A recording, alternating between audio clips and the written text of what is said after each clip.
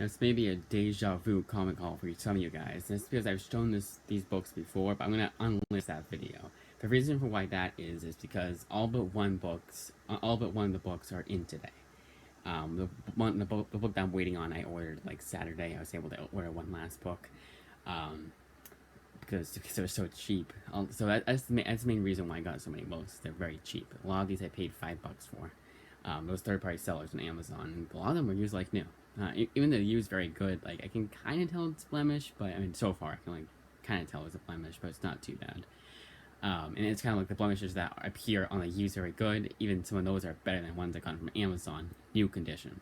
That's the whole point of why I like third-party sellers the most. They honestly, they know how to package the books, and they know how to take care of the books, and everything like that. Honestly, some of the blemishes I might have made myself opening the books. So they really like go above and beyond, making sure those are snug as a bug in there, to the point where it's kind of annoying. It's kind of like, why can't you just use a box? Or like Wonder Book specifically has it in like a package, or like cardboard, and it's like almost like it's like you can tell with the books in there because it's that tightly kept. It's like that tightly wound.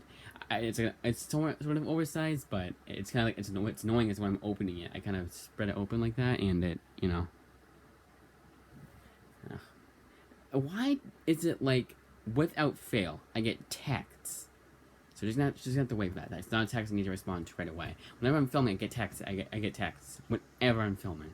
I swear to God, the last 2 times I filmed, I get texts, and it's like, you could text this earlier, and it's so annoying. But no, text are out. It's just it's nothing too major. But anyways, as I was saying, Wonder Book, they put it way too tightly in there, and I'm opening the book. I have to like really be extra careful opening it because I don't want to damage the book, and it's also like ripping the book. Like I don't want to rip the book when open the package.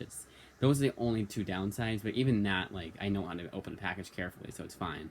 And they never use knives or scissors or whatever. And in fact, there was one that I got for my birthday that was from a third-party seller that some of it, one part of it was torn. I wonder if that was when I was opening it, because again, it was my dad and I. We weren't too careful opening it, like not like completely hazardous, but we just kind of like, because it was so tough, we had to like rip it really hard to get it out.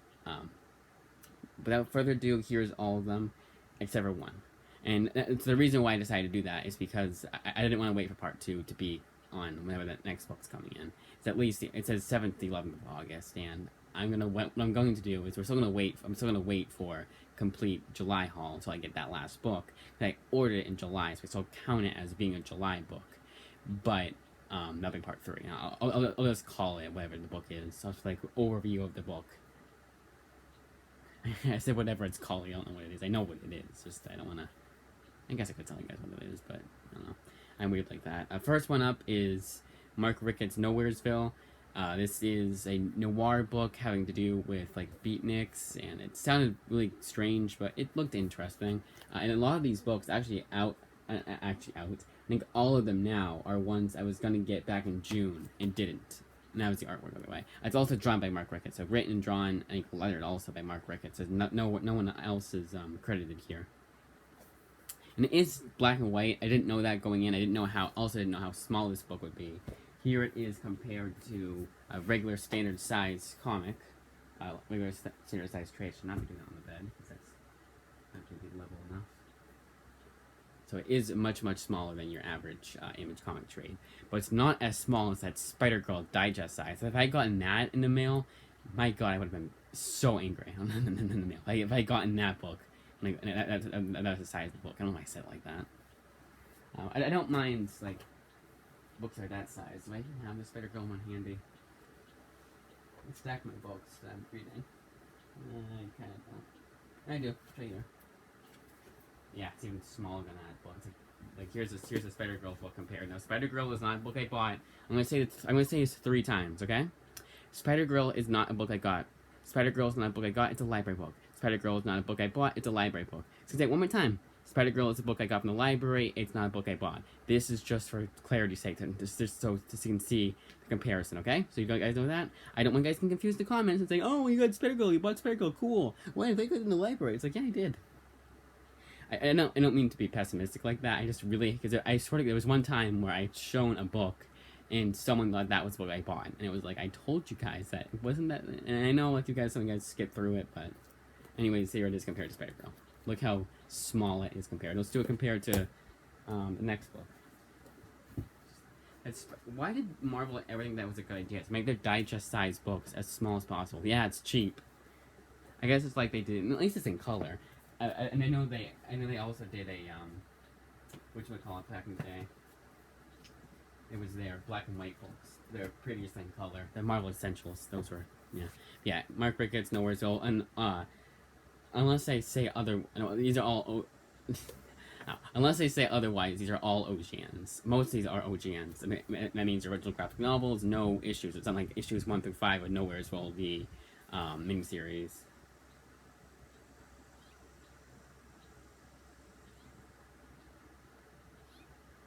Sorry, I got a text. I know it's out. I probably should. It looks extremely unprofessional, but I don't know how to edit. I know it's very easy to do, but honestly, you guys, if you get upset about me taking 2 seconds off to do something, then you can hit the 10 seconds ahead then. I don't mean to be so mean about it, but it's just annoying when people tell me like, "Oh, you should edit," because it's like, well, I don't want to edit. I'm doing this for fun. And editing for me is not fun. Once I do this for work, yes, I will edit. Cool. See, Nowheresville. Alright, next one up is one of the newest ones. So, those of you who saw my previous comic haul, this is the new book. Already a new book.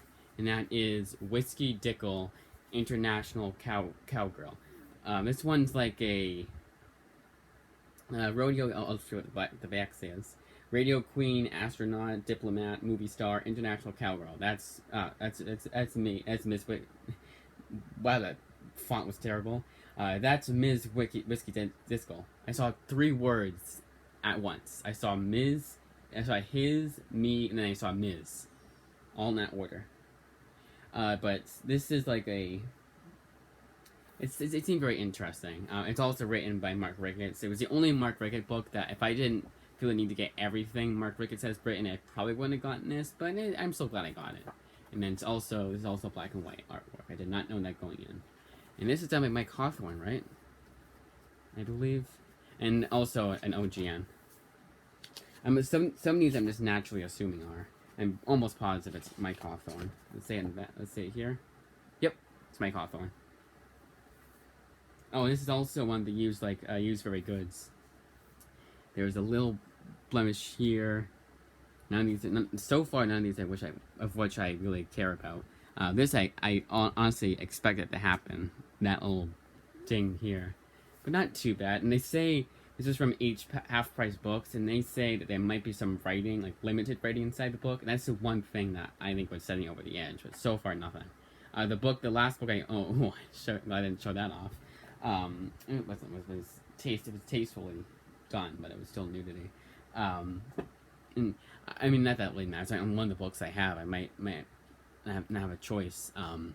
Top Orange, like it's a erotica book, but it's still a comic series. It's just, you'll see it when I get to it. And those of you who saw part 1 know what I'm talking about.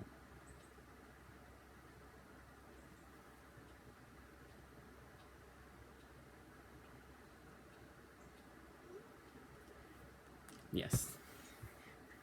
Alright, so that was that. Mike Hawthorne said Miss Disco. I feel like that's something I didn't mention. So I got sidetracked. Oh well. Dioramas, A Love Story is the next book. I'm just trying to people just keep texting me. Quit it. I'm not answering the next one. Unless it's something I have to answer right away. So Dioramas, A Love Story is also done by Mark Ricketts. Artwork is... Well, actually, I'm gonna do it right now. That's the first thing I should do. I should just show the artwork before I even show the book. Because the one thing I always forget to do is show the artwork. So Diorama's A Love Story, written by Mark Ricketts, with artwork done with a bunch of people. I'm just going to show it. I'm not going to name all the names. I hope you guys can see this. It's one of those, like, several names. Like, 14,000 people were involved with this book. I think you only need to see that, because the rest is, like, the editors and whatnot. Yep, I was right. It's like a love story. I'm gonna read the back of it. It's a disturbing portrait of a serial killer and his muse. And he sends her. Oh, and how to focus. He sends her like body parts, or whatever. It's like disturbing, and that's what like it's everything I kind of like in these types of tales, like serial killer movie. I kind of like more disturbing kind of thing, and I like I'm not doing a good way of not making myself sound like a deranged, make myself sound deranged. It's I like crime too. Crime is my favorite genre, next to probably even more than fantasy, honestly. And that's because I have such a great track record with crime comics. There is one that I got recently that I didn't like. That's from the library, so I didn't have to pay for it. But even that, I would say, is more forgettable than anything.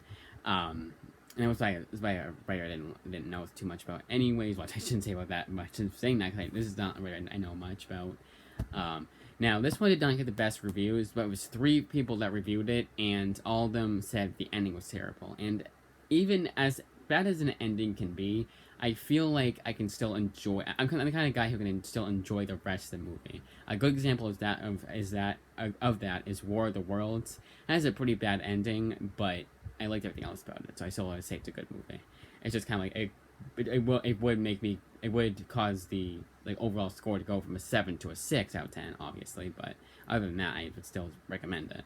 As that's Tom Cruise one. Yeah, I assume most of you guys knew what I meant, because it's a pretty infamous movie with a bad ending. Like when people think of bad endings, they usually think of that. They usually mention that movie. So that's why I mentioned it.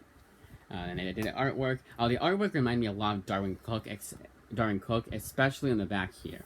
Now I think technically it's still very Darwin Cook like. I'm gonna show the artwork again.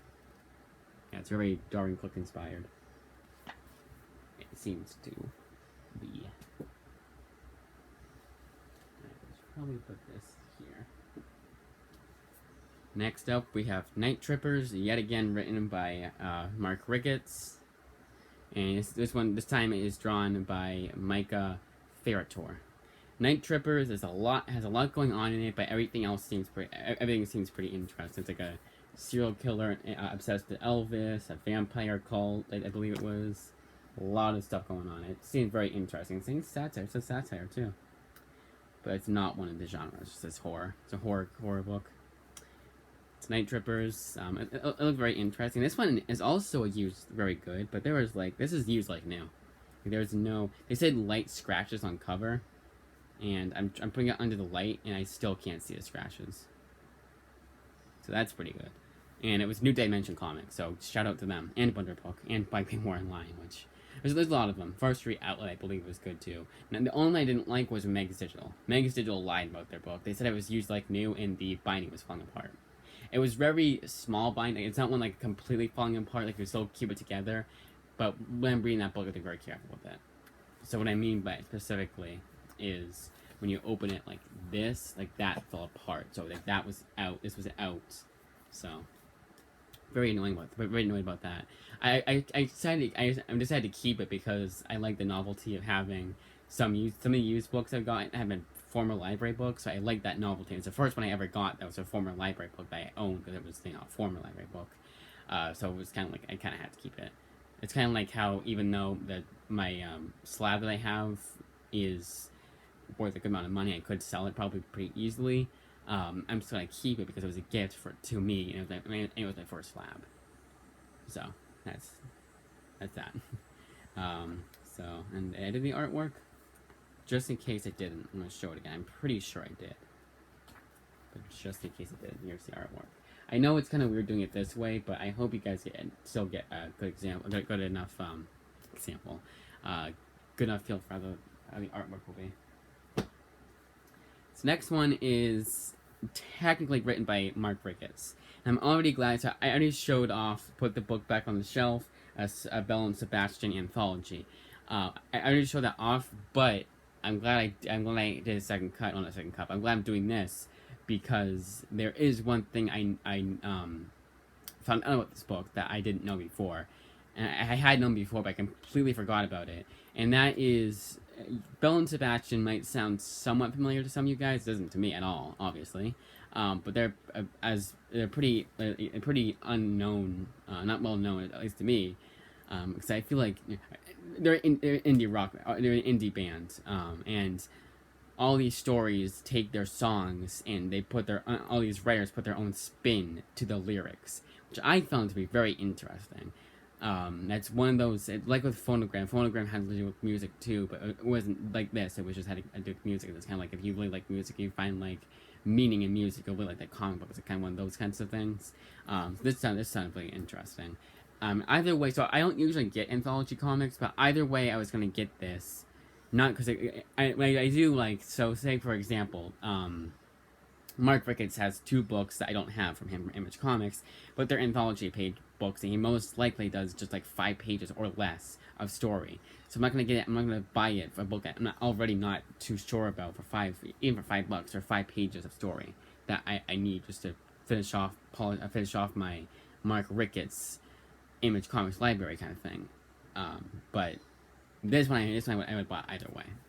Now I'm gonna show I'm gonna show it 4 times. So we'll do here. And he did like a 5-page story, and I literally counted it last time, and he did 5 pages. So, and then also Andy Watson does Andy Weston. Watson. I always mistakenly say Watson, and I think I did for the longest time. And from what I remember, I was wrong, because I always think of Mary Jane Watson. And I hope you guys don't hear that bird outside. And here. So, a bunch of different artists and authors come together to write this anthology. It's a pretty thick book too. I got it for a good deal too. Let's see. Joe Keaton J. Eric Steven. Oh, it's the editor. Went the wrong spot. With the wrong part. So scratch that, I believe. Andy Watson. And then Mark, but it's not our Mark. Rick Remender, I knew it. Yep, Rick Remender did a book here, a story here. A lot of these are pretty unknown, so I'm not gonna mention them. And Mark Ricketts did, let's see, let's count it. Yep, 5 pages, 153 to 159. So it's 4, 5, 6, 7, 8, 9. Oh, 6 pages. Sorry. So yeah, again, like I know I'm not gonna go out of my way to get especially if it's out of print. I'm not gonna go out of my way to do that. There's a lot of anthology books that Image Comics writers have written, and it's just like 5 pages. I'm not gonna care about that.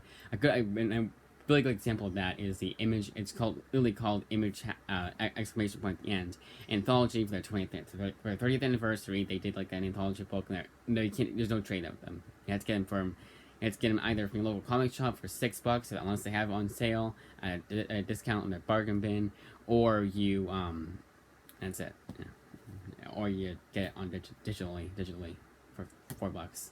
Well, I'm a little distracted, as you can tell. I'm trying to rush, but not rush. I'm trying to remember everything I need to say. It's kind of one of those things. Like, I need to not have a script. Even the script, I obviously reading the script go like this. So this next book is a book that I got from the 8 books, okay? And it's the first time. No, you guys aren't gonna see that. I'm not gonna. I don't mean to sound mean again, but I'm not gonna practice my videos, because I think I do a good job, do a good enough job as is. Yeah, I stumble up my words and I do a lot of that, but if anything, I feel like it's better because it sounds more realistic. You know, I don't like the kind of YouTubers that can tell they're going off a script. Good example of that is that as much as I like him, Mr. Beast, from what I've seen, I don't watch him regularly at all, but when I see, he goes too big. Like, it's like, hi guys, I am here at the train station and we're gonna see this train. Like, I don't like that kind of YouTuber, and I feel like that's what I would turn into if I had a script, because I'd be trying to emphasize some certain words and not emphasize other words. And again, I'm just showing off comics, you know. It's if I forget to mention something, so be it. Unless I show off as long as I show off the artwork and show what the book is, go over who the artists and authors are, unless it's author and artists, and like, I'm not gonna go over all the artists here and authors here, but you know, as long as I do the bare minimum of what I want to do, that's fine. I consider it to be a good video. And some of you guys, I think, just don't really care. Some of you guys probably, if you're completely honest, you'd probably say you just skip through the video and just check to see what each book is, and you don't stick around for the story or for telling about what the book is, about what the book is about, or anything else, like who the author is and artist is. Like, some of you guys probably want, and there's nothing wrong with that, because I like going in blind too.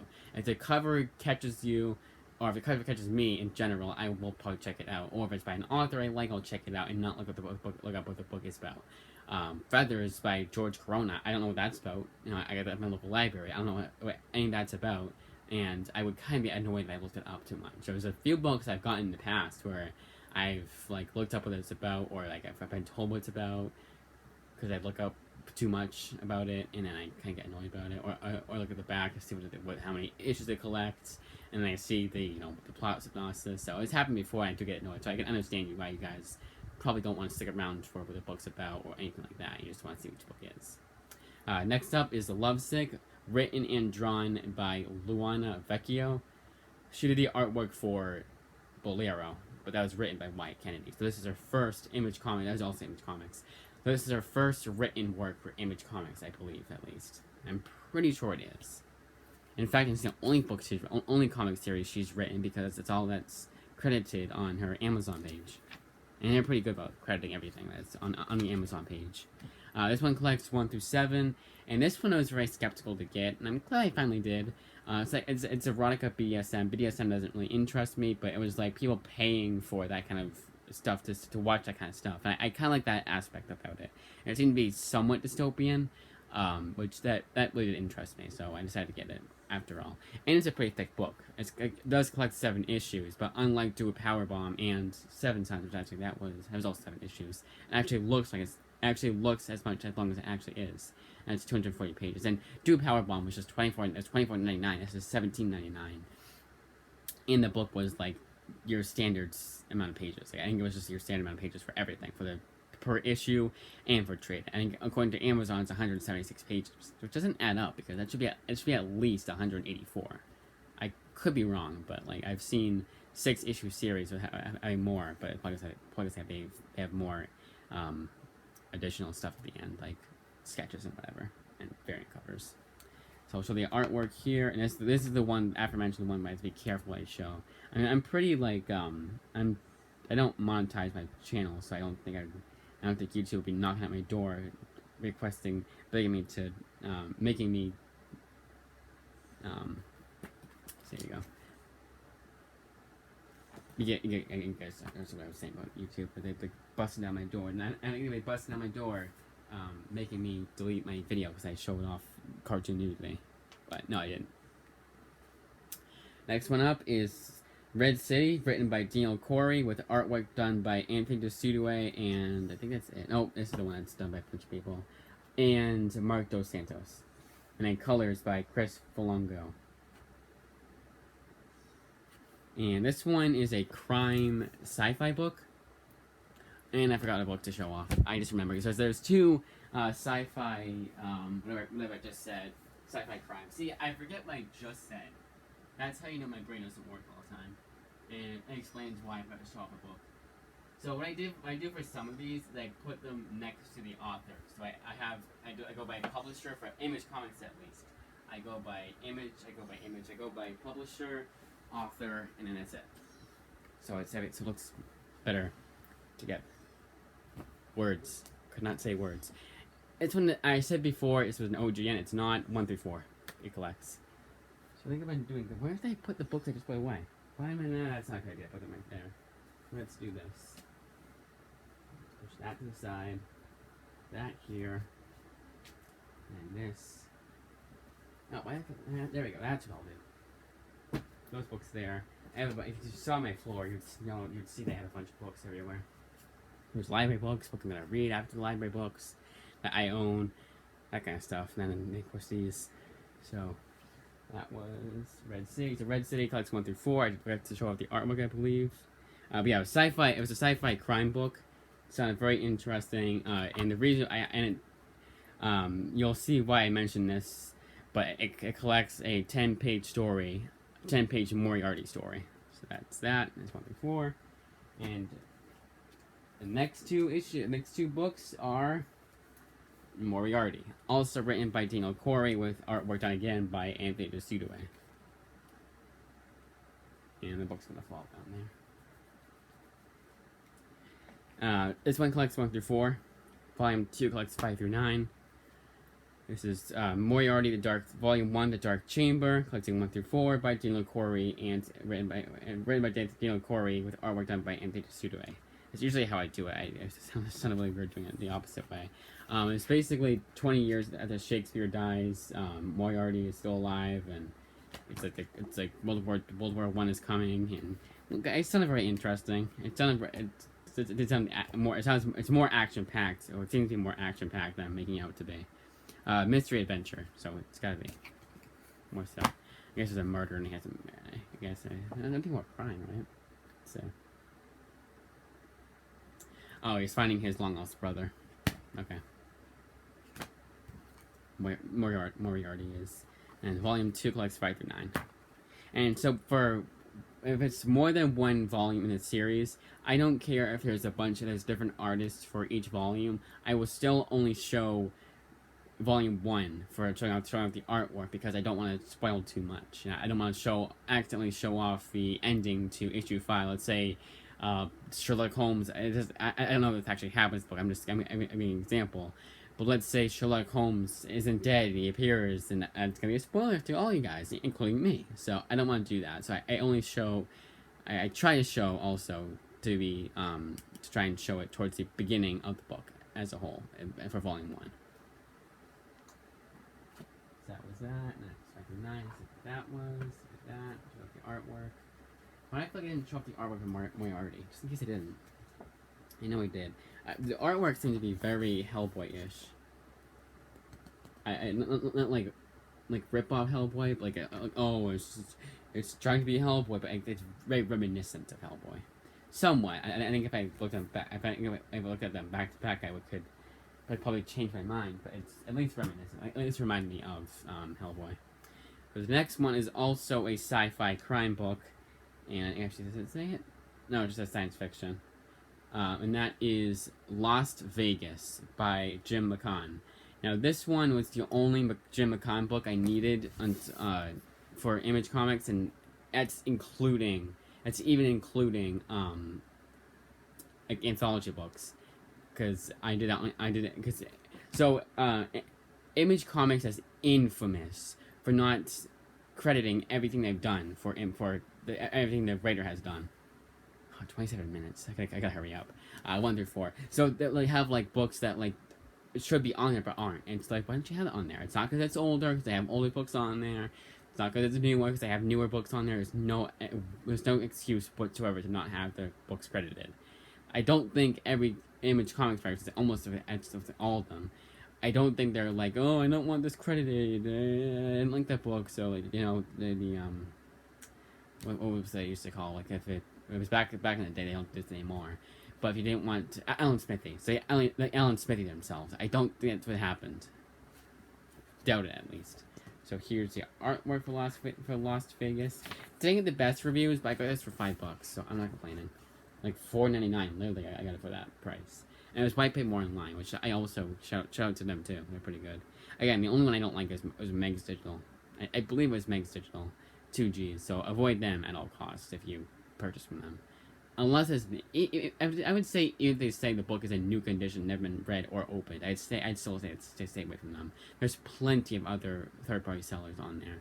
I would say the only time you should do that is if there's nothing else. Like, that's the cheapest price you can get it at, and help me get lucky. Or if it's the only copy of that book, So, yeah, 1 through 4 of Lost Vegas. I swear to God, it was.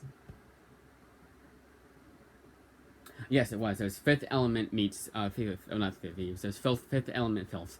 Fifth Element meets Ocean's 13, or actually Ocean's 11, not 13. 13 is the last one. 11, Ocean's 11. Next, so I always, with these books, I try to get, like, maybe the last book I need from this author, or I splurge and I get everything this author has done. Usually, if it exceeds over 5, I try to, like, I'm gonna do that next time I wait for my birthday, or my Christmas, when I have more money to spend.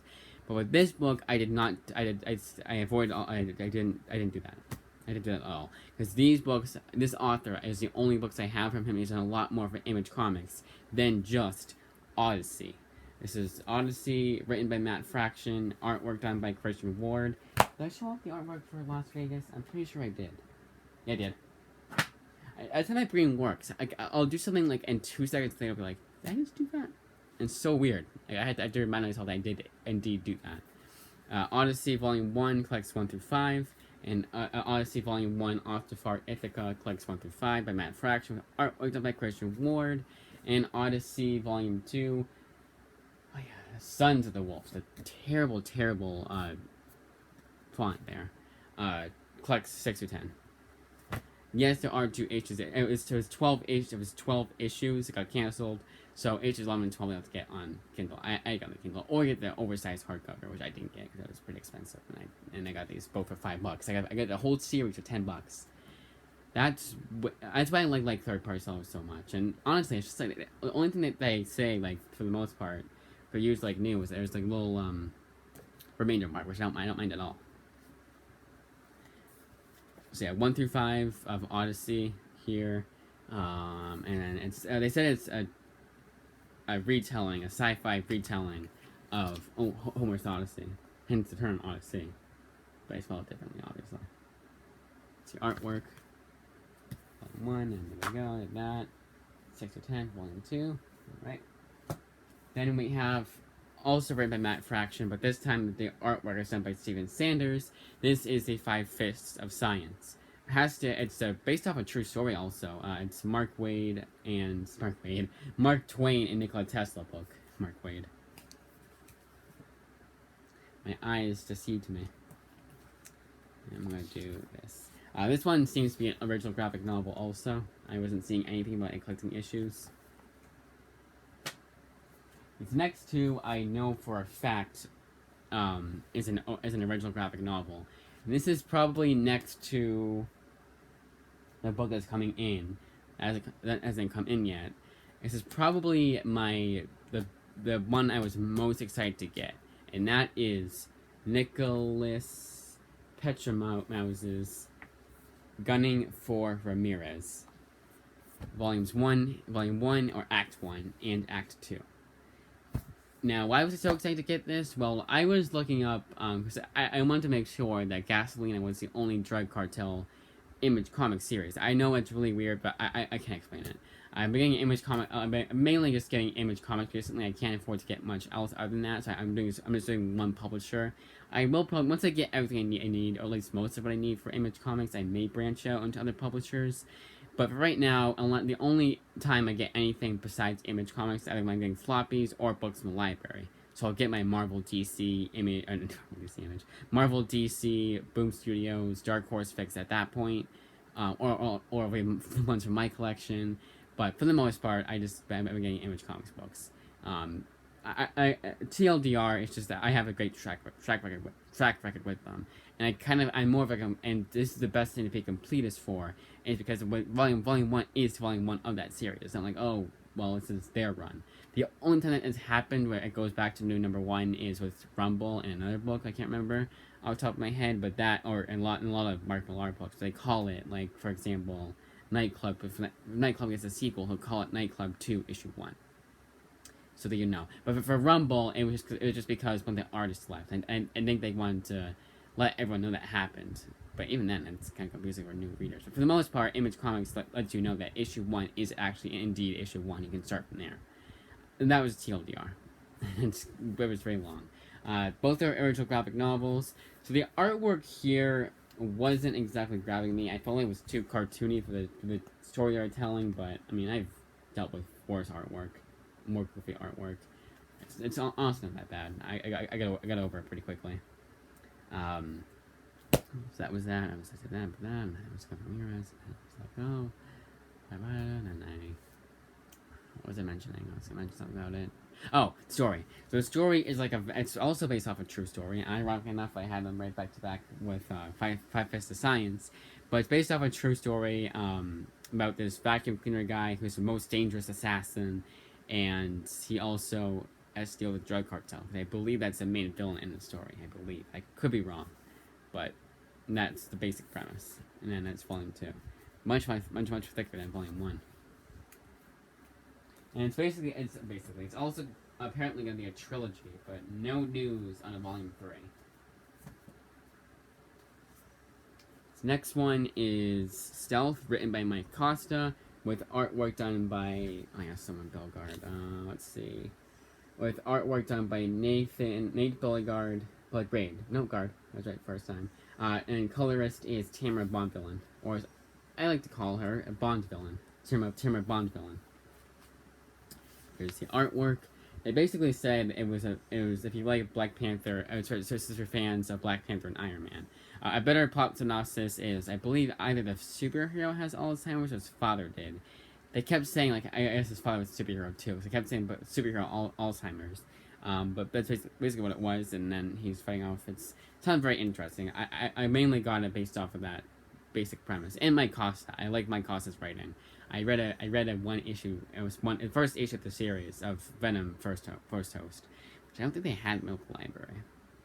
Let's see if they have it, because I don't want to, unless it's on sale, I don't want to buy it myself, because it's kind of like, well, the library has it, you know, and it's also Image. I know it's really weird, but anyways, that's it for that one, for Stealth. And this is one that was not, this is one that pilot season issue came out before, and it's not collected in here. So basically, technically, it's created by Robert Kirkman and Mark Silvestri, I believe. They did that thing back in the day. It was really weird. I don't know why they did that. Yep, I was right. Mark Silvestri. And I had to get that book. I had to get that issue on the Kindle because it wasn't collected anywhere else. Damn bird. Next up is a series that. It was one of those series that. So when I watched this guy. Actually, I'm turned this one off. Yeah, I don't think. So I'm subscribed to someone called Yellow Flash, and he goes through a lot of. I don't always agree with him. I think it's the number one thing I should say about him before I get into his content. Because, you know, I don't like every video he pumps out. I think a lot of it is like very annoying, but I like the guy himself. He seems to be a very nice guy. And he went over the best videos for him that he makes. And when he's going over he's making comic reviews. And way back in the day when he was doing Man Eaters, he talks about a series that Image Comics denied called Sovereign. So Image Comics. This is not the same Sovereign he was talking about. That's on crowdfunding. I might check that one out too. You can get the digital issue for $6. I think it's like 48 pages, so it's kind of a bit too steep for me, but I'll probably still check it out.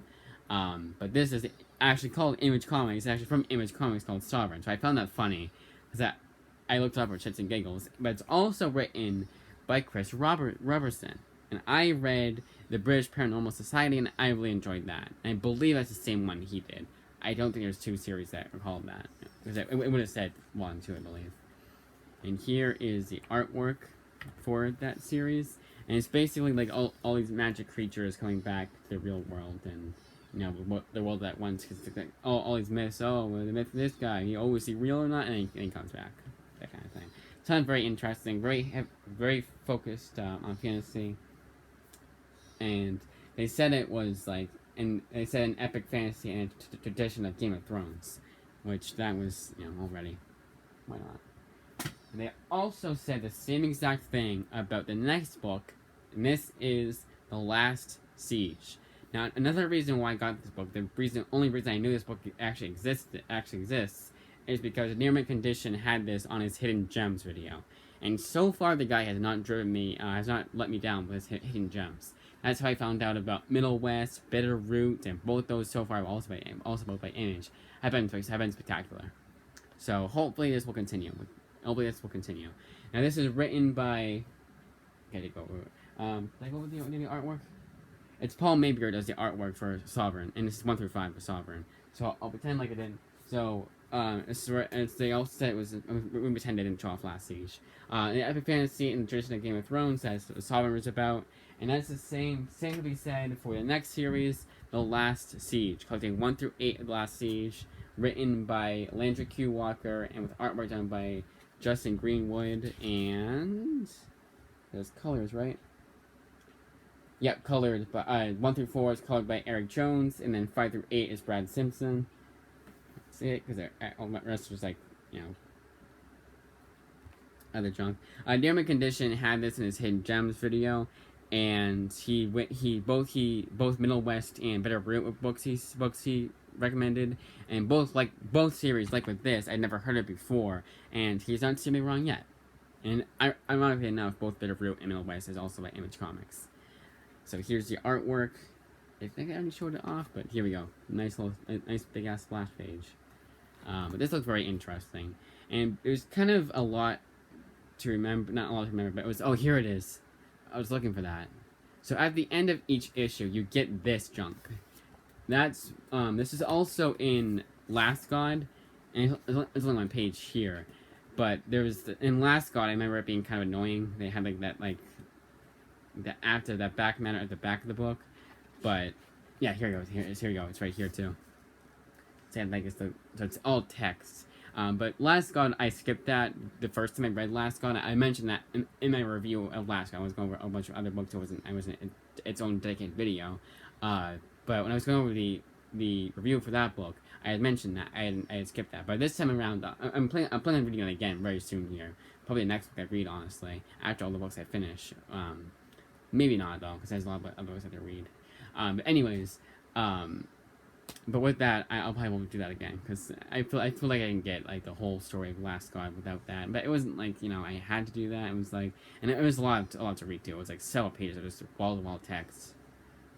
Yes, Last Siege 1 through 8. I went over the artist, the author, Landry Q. Walker. Ironically enough, does for volume 2 at least, I believe, he joins Mark Waid on writing the Incredibles comic book series. So I will be checking that out after, because I'm over can get Incredibles volume 2, because Mark Waid, if I like it, I have not read it yet.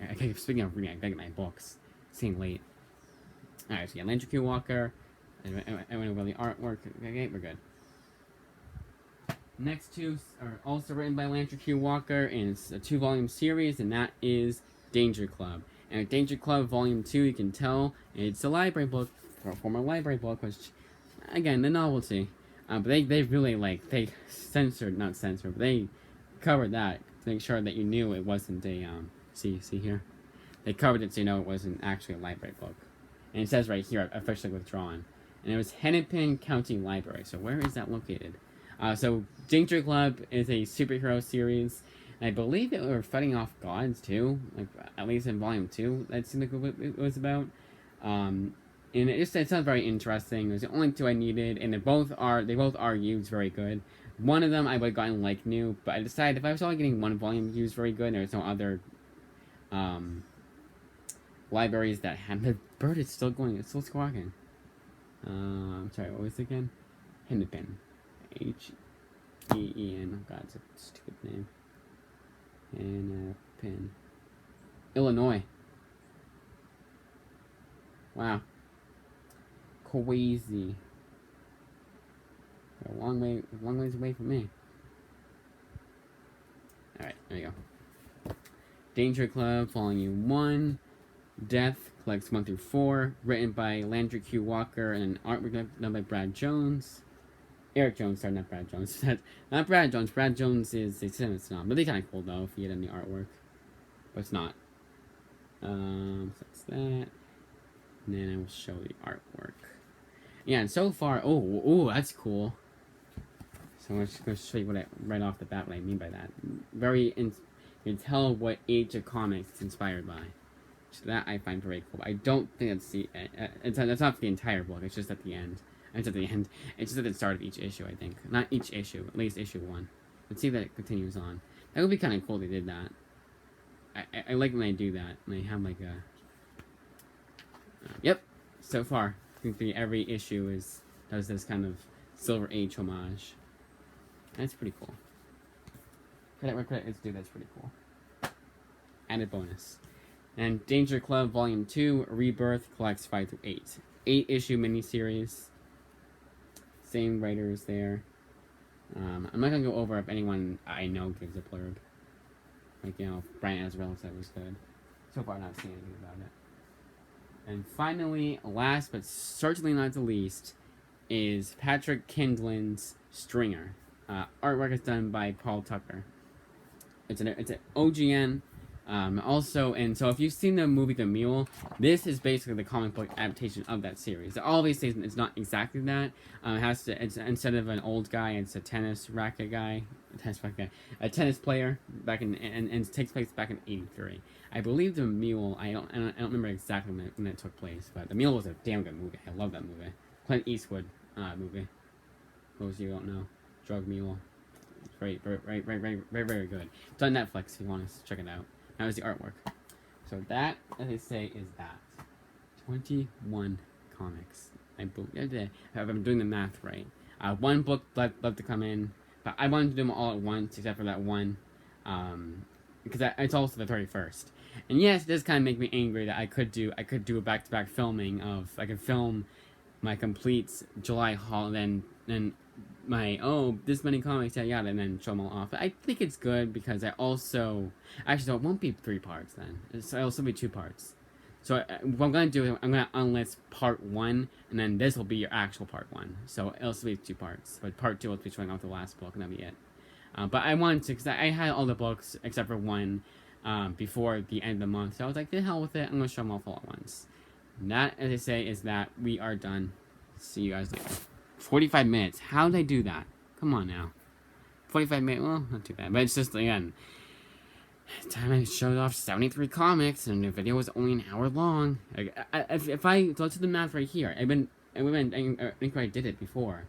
But if I took 2 minutes to talk about each book, and I know some more volume 2s, and what can I say about volume 2 and already say about volume 1, but I could have found something to say. Or I talk for 4 minutes for one book to offset volume 2 and 3, or sorry, it'd be 6 minutes. No, 4 minutes because I talk about volume 1. I just wanted the video to be 2.5 hours. Imagine a 2.5 hour video of me going over 73 comics, telling you everything you know about the book, except for what I felt about it. And it was pretty soon after I filmed that, and I had no time to even read the books I was reading. Barely had enough time to do that. So I obviously wouldn't have enough time to read those books at that point. But just it really annoyed me. I was like, come on now, why? It was only an hour long, and it makes sense why it happened. Is because I was doing back-to-back filming, so I was kind of like running out of steam. But even then, I could have. It's not an excuse. Even then, it's one of those things that pisses me off. Cause that was like one of the things I was most excited for, was showing you guys all the books and then talking for hours and hours about it. Literally 2 hours. Imagine that. And okay, maybe you wouldn't have stuck around for the 2 hours, but still, come on. That's it though. It's not something that keeps me up at night either. I still showed off the books. You guys still commented on it. It was still good, but it still kind of annoys me. That's it.